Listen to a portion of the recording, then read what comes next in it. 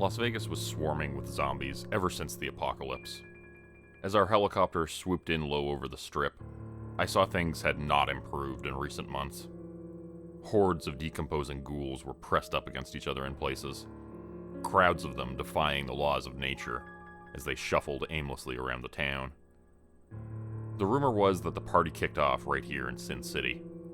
After the virus ravaged it like every other major metropolis on Earth, nobody was brave or stupid enough to risk going in there again. At least, not until now.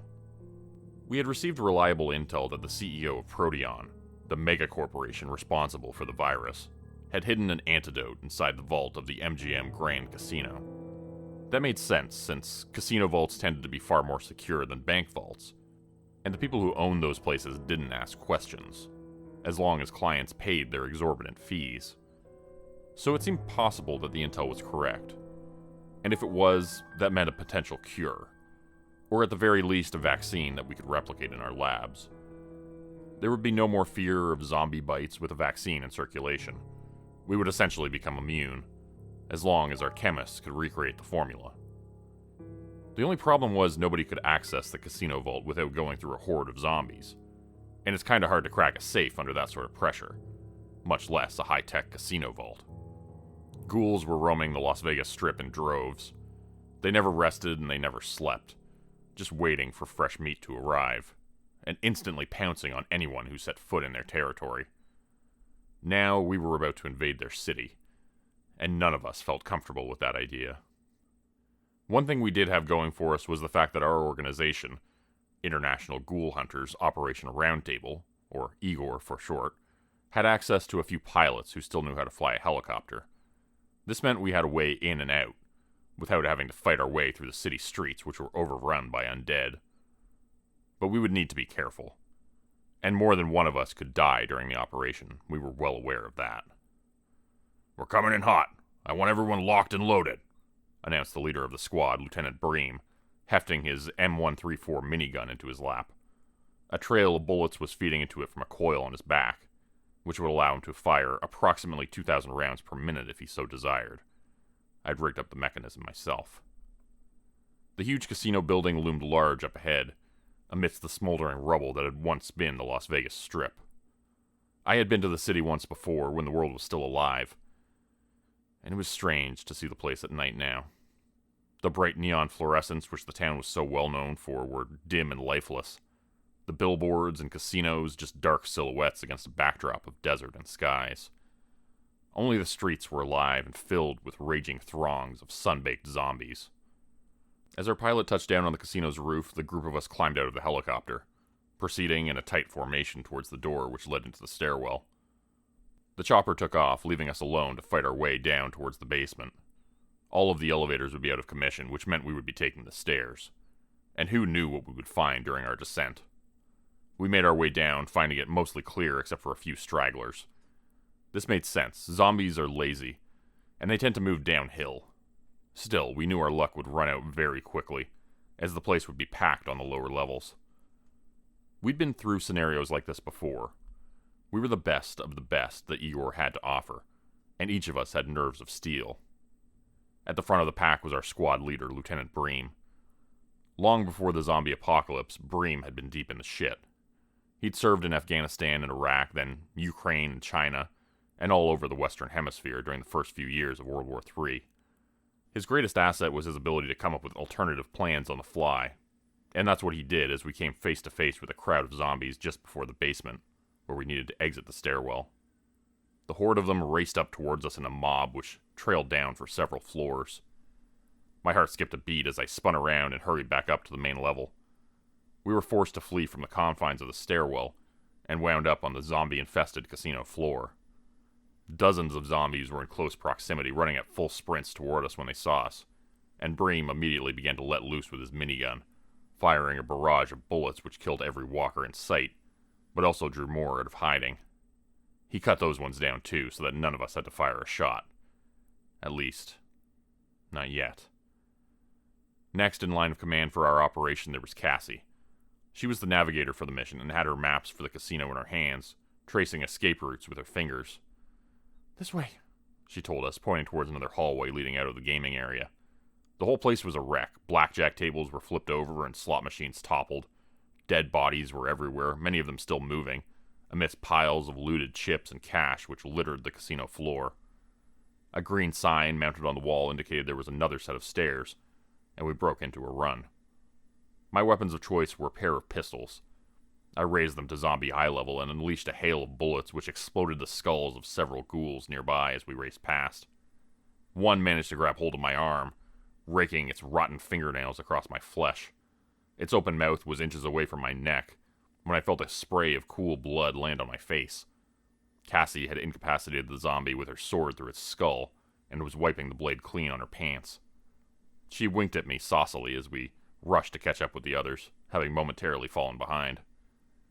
Fred was the tank of our group, throwing zombies out of the way with his bare hands and hefting a razor-sharp double-sided axe, which he swung around his head. He was a 7-foot-tall mountain of muscle who could break down almost any door, and if he couldn't go through it, he'd go through the wall next to it instead. In typical Fred fashion, he broke down the locked door to the employee stairwell with his shoulder, and we found with great relief that it was empty. Since this was a staff entrance, it was less frequently used, and that was perfect for us. We bolted down to the lowest level with only a few dozen undead casino employees trying to eat our flesh along the way. Finally, after cutting down countless ghouls, we made it to the vault room. It was behind a series of locked doors, which was less than perfect, since we were still being trailed by a group of walkers from the gaming floor who had followed us through the broken door. Lamar, our technical expert, went to work on the first door, which had a numbered keypad beside it. He pried the faceplate off the panel, revealing wires underneath. He began stripping these quickly, his face beading with sweat as the rest of us fought off a fresh group of undead in the narrow corridor. Our ammunition was almost depleted, so we resorted to using other weapons instead. I took out my katana and Bream produced a collapsible spear, thrusting it into the onslaught of attackers. After several harrowing minutes, I heard a click from behind me, and turned around as another group of zombies came around the corner. "I'm in," Lamar yelled a second later. We all followed him inside and locked the door behind us, just as the rotted corpses began to jiggle the handle from outside. This hallway was empty, thankfully, but there was still a smell pervading the place. Not the typical dead body smell we were used to either. This was something else. The group of us continued up the short hallway towards another thick steel door. Past that was the vault, and we would finally be at our goal. Surprisingly, this next door opened easily, as if unlocked. Lamar made a soft whistling sound as he pushed it open, looking inside. "What in the name of..." We readied our weapons as he trailed off. "At least it's not walkers. Come on, you guys gotta see this." We entered the antechamber of the vault, seeing that the huge safe door was open. It looked as if something terrible had happened here inside this room. There was blood everywhere. The interior of the vault was blackened from an explosion. Multiple explosions by the look of it. And there was a huge hole in the floor where it looked as if a bomb had gone off. "What the hell is all this?" Bream muttered, walking into the vault. Piles of cash were still sitting at its center. Once upon a time, that cash would have meant a lot to me. But now it just looked like green, useless paper. "Is it possible someone beat us to the punch?" Cassie asked, looking at Bream. "Maybe it's true what they say. Maybe this is really where it all started." "I have a growing suspicion that's right. But if they kept the virus here, maybe they kept the antidote in here too." Lamar took a hesitant step backwards, hearing that the original virus could have been stored in this room. "Do you think it's safe?" Bream thought about this for a second before shaking his head. "I don't know. It might not be." The group of us stood there silently for a few seconds, considering our options. "Screw it," Cassie said finally, throwing up her hands. "We came this far. I'm going in.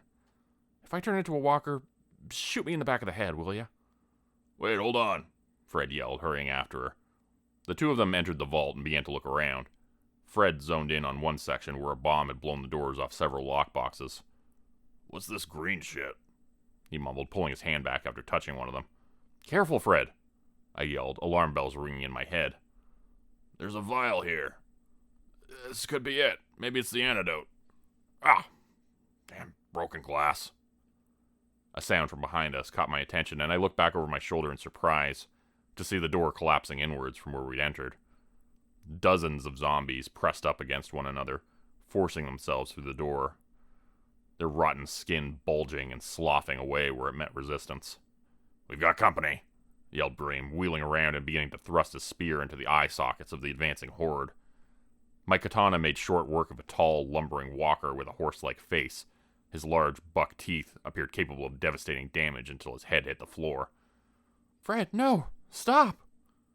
I heard Cassie screaming from the vault and turned to look just in time to see Fred take her head between his hands and pull it off from her shoulders like a bully removing a Barbie head. A fountain of blood erupted from her neck as her body collapsed backwards, and Fred took a large bite from her face like an apple. His eyes were clouded with purple veins reflecting red light back at me. "Shit, Fred's infected," Lamar began saying. Then his words were cut short and devolved into a bubbling gurgle as a walker tore at his throat with his yellow teeth.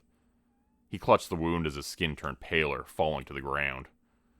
"Shit, looks like it's just you and me, kid," Bream said, his eyes darting around at the encroaching horde. "You think we stand a chance?" I asked, noting the fear in his eyes. I had never seen Lieutenant Bream scared. He just shook his head as he raised his spear. "Nope, but let's take as many of them to hell with us as we can. Sound like a plan?" I nodded, and as I did, something caught my attention out of the corner of my eye. A glint of shiny chrome within the vault, in the center of that blackened hole in the floor. For some reason, I thought I saw something dangling from it, like a rope ladder leading down. "Hang on, boss. We might not have to cash in our chips just yet."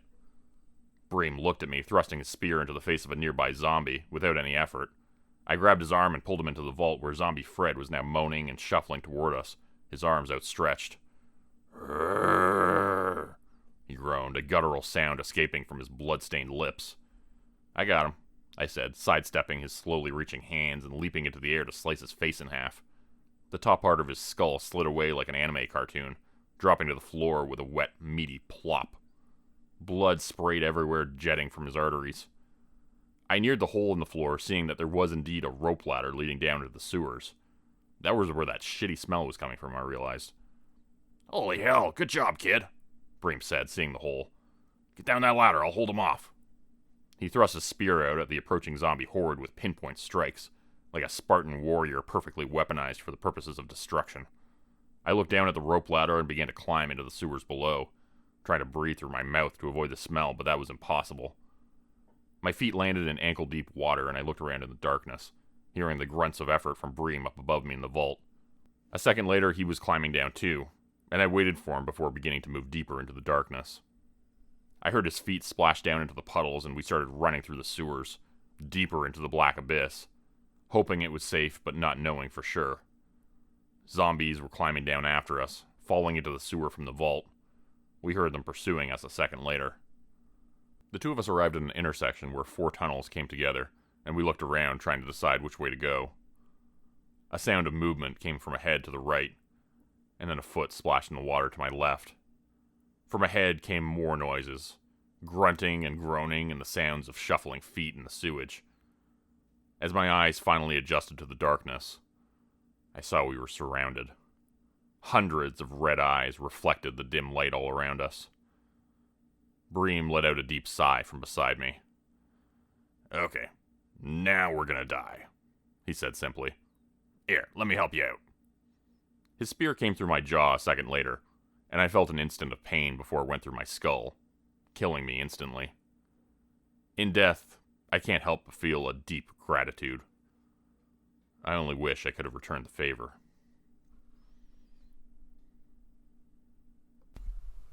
The story was written by me, and a variation of it previously appeared on the Dr. Nosleep podcast. If you want to hear more stories written by me and other great authors, check out his podcast and YouTube channel, where he also shares high-quality horror animations and audio works. Links can be found in the description. Today's video was supported by patrons like Mark from Earth, Crimson Muse, Joy Burton, Diane Showers, Mark Sewall, Cheryl James, Pick Your Sticker, Teddy Dog, Clue 404, Mamakato, Dante Kincaid, Zarin Ray, Angela Donovan, Blair 50, Devin Kyle, Timothy Baird, Ajeti, Bert Turner, Bajani Espinal, Michael Pierce, Big Joe, Carrie Harkonnen, and LaDonna Spivey. If you'd like to help support the channel, please consider joining my Patreon page at patreon.com/Jordan Grupe Horror. As a patron, you'll get access to bonus videos and content. You'll be credited at the end of every video going forward. And if you decide to stay for 3 months, I'll name a character after you which will be featured in the next Hollow's End story. Characters have already started appearing in stories, so check that out if you're interested. Links to join are in the description. Thanks everyone for listening. Please like, subscribe, and comment to help the channel continue to grow. And see you again next time at 4 p.m. Eastern Standard Time. Have a great night.